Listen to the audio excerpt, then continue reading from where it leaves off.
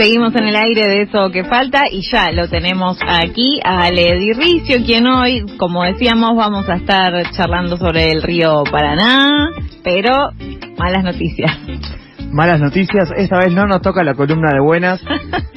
La semana pasada, justo después de que habíamos tenido la columna sobre las extremas derechas en contra del ambientalismo y el cambio climático, a la tarde Guillermo Francos, flanqueado a sus ambos lados por delfines de la Bolsa de Comercio de Rosario, eran ambos referentes de la Bolsa de Comercio, de las cámaras agropecuarias y las cámaras del agronegocio, anunciaron la nueva licitación de la vía navegable troncal, es el término técnico, pero de lo que estamos hablando en última instancia es la privatización de la gestión y el control sobre el río Paraná. De la mal llamada hidrovía. La mal llamada hidrovía que vemos como sigue cambiando un poco a qué le dicen hidrovía. Se le ha dicho hidrovía al tramo del río Paraná de la vía navegable troncal, o sea, desde Santa Fe hasta el Océano. Se le ha dicho hidrovía a todo, hasta Puerto Cáceres, y se le ha dicho hidrovía a esto en realidad, que es lo que estamos viendo que se licita hoy en día, que sería el concesionario del peaje, para hacerlo más simple y con una analogía menos compleja de algo que no estamos familiarizados, como es el dragado del balizamiento, ¿no? En vez de mantener una autopista, lo que tienen que hacer, aparte de mantener el peaje, es dragar el lecho del río, o sea, remover el sedimento del fondo y balizar para que los barcos puedan navegar a oscuridad y con radares, etcétera. Bárbaro, che, un lujo. En un principio hay varias cosas que llaman la atención de lo que anunciaron. Lo anuncian a 30 años y lo nombran extensible por 30 años más. Esto ya es sorpresivo incluso para las cámaras del agro, digamos que originalmente pedían 15 y prorrogable a 5 más. Les dieron como un montón más de lo que estaban pidiendo. Al igual que con ley bases, no te pedíamos tanto, digamos. Claro. Ni siquiera los grandes empresarios estaban pidiendo tanto, digamos, ¿no? Por otro lado, Guillermo Francos y compañía lo anuncian como un gran logro del libre mercado, que es a riesgo empresario. No hay riesgo empresario, digamos. No hay libre mercado en la gestión, digamos, de la vía navegable troncal, como su nombre bien lo dice, y por donde salen el 80% de las exportaciones argentinas. Esto a su vez impacta sobre la construcción de precios, digamos, ¿no? Claro. Sobre cómo impacta en la economía de todo lo que entra y sale del país. Digamos, estas grandes números, estas concesiones que van a ir a riesgo empresario, en realidad es una transferencia de plata de todo lo que es el sistema de construcción de precios hacia el concesionario. Pero aparte, esto del riesgo empresario, digamos, ahí es no pensar en la gente que vive a la ribera del río de mínima, que va a tener la consecuencia de que claramente va a ser sobreexplotado, ¿no? La navegación del río, si le dejaron a 30 años como medio a hacer lo que quieran, es bueno, tal vez de 5 barcos que pasan por hora, por decir algo que tal vez está mal, que empiecen a pasar 15 por hora, que no es lo mismo. Lo cual es aún peor, porque es tal cual lo que decís, pero encima, en los primeros 5 años de estos 30, están como declaradas o guiadas las obras que va a tener que cumplir el concesionario. Durante los siguientes 25, decide el concesionario. Bárbaro. O sea, decide el concesionario, aprueba las evaluaciones de impacto ambiental el propio concesionario. O sea, es una cesión enorme de las capacidades del Estado también de controlar y regular mínimamente cómo se va a desarrollar esa obra. De nuevo, por 30 años extendible hasta 60, hablamos de hasta 2085. Son 15 mandatos presidenciales, digamos, lo que se está jugando en torno al modelo de hidrovía. Otra cosa que llama inmediatamente la atención es que descartan dentro de quienes no se pueden presentar a la licitación. Los hermanos de Guillermo Francos y nadie más. No, al contrario. Pueden. No, eso seguro que no pueden. No, lo que descartan es empresas gestionadas por estados o agencias estatales. O sea, chau China y chau la dragadora China. Pero en un principio también parecería que chau injerencia del cuerpo de ingenieros del ejército de Estados Unidos, que podía llegar a haber sido uno de los postulantes. De las 5 grandes empresas dragadoras que hay en el mundo, la que parecería que es la única que puede cumplir las condiciones por una serie también de puntajes y de barcos que se requieren, es la empresa que estuvo los últimos 30 años en el río Paraná, Yandenul. Estuvo asociada con una empresa argentina, del empresario Gabriel Romero, digamos, de EMEPA, que Gabriel Romero se le hizo la cruz en 2021 porque participó de la causa Cuadernos. Entonces, esa era otra de las razones que adscribían que alimentaba la interna dentro del Frente de Todos para correr a Gabriel Romero en ese momento, digamos, ¿no? Todo parece apuntar que los pliegos están dirigidos a Jean Denul, esta empresa belga, y todo parece apuntar al mismo tiempo que la licitación va a ser muy rápida, ¿no? O sea, están hablando de que el 29 de enero, si no me equivoco, pero era uno de los días finales de enero, se abren los primeros sobres y a lo largo de los siguientes 3 semanas toman la decisión. Parecería, 3 semanas, no parece tampoco. Febrero. Pero cada presentación tiene, 2.000 páginas. O sea, quiere decir que van a analizar la información de una manera tan rápida. Bastante rápida, y que esperan a su vez recibir pocas licitaciones, lo cual es un poco más normal, porque la serie de condiciones que tenés que cumplir es como, por ejemplo, la garantía, como cuando uno va a salir a un departamento, o sea, para presentar tenés que dejar una garantía, son $250 millones. O sea, ya te pone un piso sobre quién se presenta y quién no.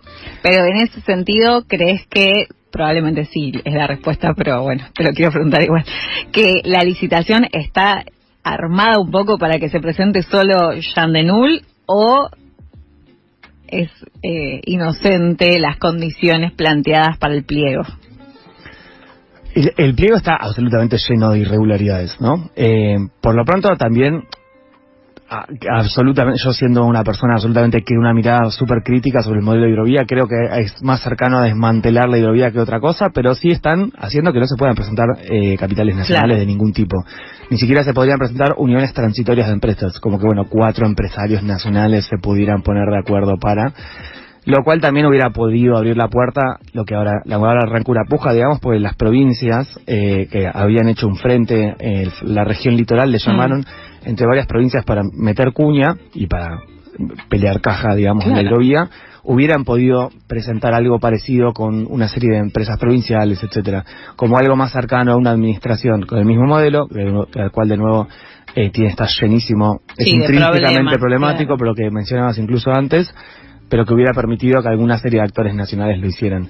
Todo parece indicar que está hecha a medida la licitación, digamos, y si no está hecha a medida de una, está hecha a medida de 3, digamos, de 3 empresas. Sí, otra cosa importante sobre las consecuencias que recién mencionabas a nivel territorial, tienen la capacidad de llevar los pies, o sea, la profundidad a la que dragan, de 34, que son 11 metros 300, a 42 pies, que son 14, 15 metros. Parecería en un principio que 3 metros y pico no hacen la diferencia, pero... Cuando hablamos de un canal de 60 metros de ancho y de cientos de kilómetros de largo, la cantidad de volumen que implica cada pie a la cual se puede llevar por abajo del dragado es ridículamente grande, digamos. Esto en un contexto en el cual el Paraná no solamente está bajo ahora, sino que va a seguir bajando hasta fines de diciembre, y en el cual la crisis climática y la deforestación y los incendios y la quema de humedales van haciendo que el río Paraná tenga cada vez menos caudal y cada vez pueda menos garantizar el bienestar, tanto el agua, digamos, directamente con todos los servicios que eso implica, como el bienestar de un montón de comunidades, familias, pesca artesanal y agricultura, un montón de actividades que hay en torno a la cuenca desde acá a Misiones. Desde acá a Misiones y también, por supuesto, en otros países.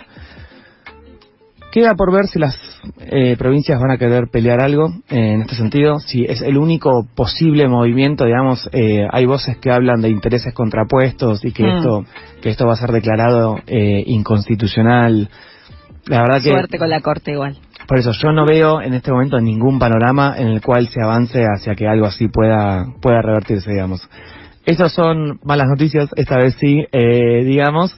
Y al mismo tiempo son unas malas noticias que sabíamos que iban a llegar, o sea, desde que se eligió el gobierno de Javier Milei, que se declaró que la intención era privatizar la mayor cantidad de cosas posible. Claro, porque algo que habíamos hablado en algún momento era que estábamos esperando que salgan los pliegos, pero que esperábamos que sea para marzo, tal vez del año que viene, o sea, se adelantaron un par de meses algo que preveíamos que podía pasar.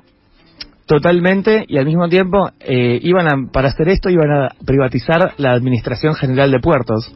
En vez de sacar los pliegos, en un momento con Ley Ómnibus dijeron, bueno, privatizar la Administración General de Puertos, y así como que se privatiza solo, digamos. El modelo que tomaron fue un poco el más, formal, digo, voy a decirle, por decirle de alguna manera, ¿no? pero porque al mismo tiempo privatizar un organismo público, ni siquiera es una empresa, la Administración General de Puertos. Y al mismo tiempo que privatizan Hidrovía, también anunciaron, esto trascendió menos, le quitan facultades a la Subsecretaría de Puertos y Vías Navegables, que era quien podía habilitar a puertos para constituirse en un principio como puertos y podía elaborar informes como, bueno, yo voy a hacer un puerto, tengo que cumplir ciertas condiciones sanitarias, fiscales, etcétera. Hoy en día le sacan esa facultad y se la dan a profesionales independientes. Esto quiere decir que bajo honorarios propios, o sea, yo le puedo pagar a un profesional para que me habilite ciertas facultades para avanzar hacia hacer y constituirme como un puerto. Esto básicamente es abrirle la puerta a los narcos, digo, como a la red de economías paralelas que funcionan en torno al Gran Rosario, digo, el narcotráfico como la más sensacionalista, pero las economías en negro, las economías no declaradas, la exportación de cualquier cosa, incluyendo guita, o sea, la fuga de divisas también sucede en términos físicos. Digo, los bolsos de López no eran solamente cosas sensacionalistas, hay bolsos de guita que se van por el Paraná, y eso se ha comprobado también porque de nuevo cuando llegan a destino a veces se encuentran bolsos de guita en negro que van a parar a guaridas fiscales, ese tipo de cosas.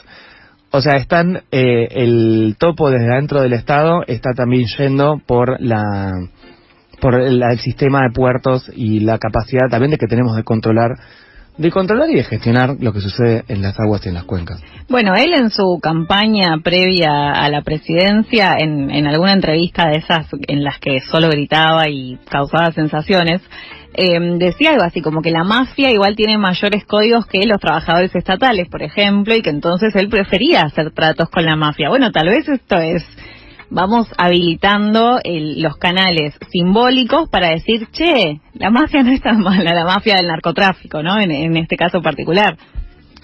Y probablemente haya pactos de gobernabilidad, digo, como probablemente haya un montón de cosas que uno, sobre la cual ni siquiera uno puede especular. Pero sí también otra cosa es que la avanzada privatizadora, si bien esto no es una empresa estatal, digamos, de nuevo, porque parece que decimos que se privatiza Hidrovía y hay algo que se está privatizando, no es una serie de cosas físicas, no es una serie de plantas, fábricas. No, es el control y la regulación sobre el tránsito, para decirlo de alguna forma, sobre el río Paraná. El tránsito, digo, y no solo en términos de que pase un barquito o no, sino de las cosas que suceden respecto del río. Totalmente. Como algo que decías antes de los pies de dragado, no sé si está bien dicho así. Sí. En la película, Por el Paraná, hay, no me acuerdo quién es que nombra cuál es la cantidad de pies ideales en términos de ríos que tienen características similares al Paraná, y que ya en estos 30 y pico que estamos ahora, ya estamos al doble de lo que sería lo ideal para el caudal que tiene el río y la fisonomía del río, ¿no?